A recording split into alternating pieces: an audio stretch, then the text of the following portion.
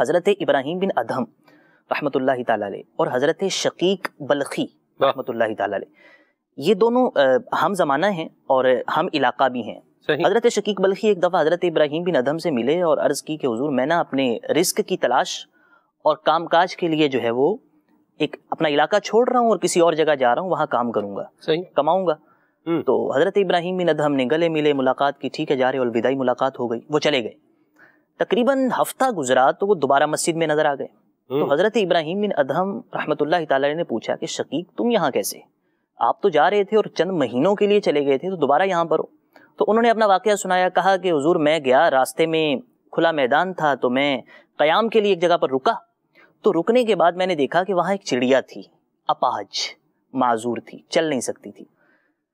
وہ چڑیا وہاں تھی اور زمین پر تھی اور مجھے محسوس ہوا یہ اڑ نہیں سکتی, تو میں اسے دیکھتا رہا. دیکھتے دیکھتے تھوڑی دیر میں میرے ذہن میں یہ خیال آیا کہ یہ بیچاری کیسے کھائے پیے گی, مر جائے گی, دھوپ بھی ہے, ویرانہ بھی ہے, کوئی دور دور تک اور اس کا بہن بھائی پرندہ بھی نظر نہیں آ رہا. کہتے ہیں میں دیکھتا رہا, تھوڑی دیر بعد ایک چڑیا اور آئی اور اس کے منہ میں دانا تھا. وہ اس کے پاس آ کے بیٹھی, دانا زمین پہ گرایا اور اس اپاہج چڑیا نے کھا لیا, اور جو ٹھیک چڑیا تھی, تندرست تھی, وہ واپس چلی گئی. اب حضرت شقیق بلخی نے کہا کہ میں نے جب دیکھا تو میں نے اپنے آپ پر افسوس کیا.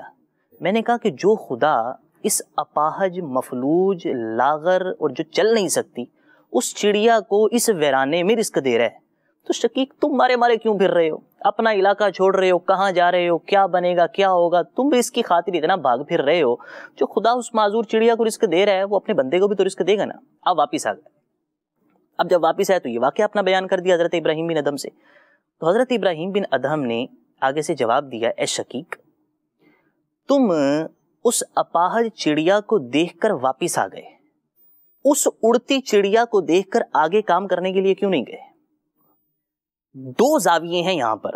آپ اس اپاہج چڑیا کو دیکھ کر واپس آ گئے اور کام چھوڑ دیا.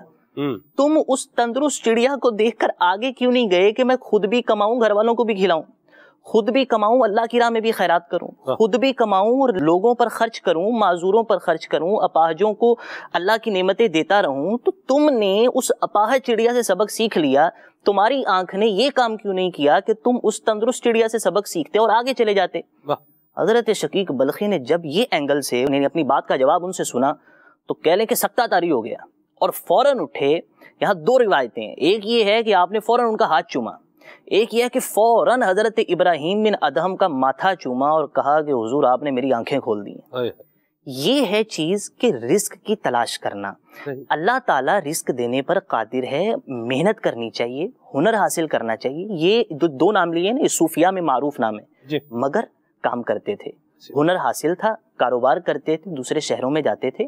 تو بات یہ ہے کہ رزق دینے کی جو ذمہ داری ہے وہ خدا کی ہے. یہ قرآنی وعدہ ہے کہ اللہ نے ہر چلنے والا جو جانور ہے اس کا رزق اپنے ذمہ کرم پر لیا ہے. تو آپ ڈنڈی نہ ماریں, آپ دو نمبری نہ کریں, آپ فراڈ نہ کریں, آپ دھوکہ نہ دیں اپنے گاہک کو. رزق آپ کو خدا نے دینا ہے. وہ جس طرح اپاہج چڑیا اور اپاہج اور معذور اور لاوارث جانوروں کو رزق دیتا ہے نا, وہ اپنے بندے کو بھی عطا کرے گا. سچ بولیے, محنت کیجیے.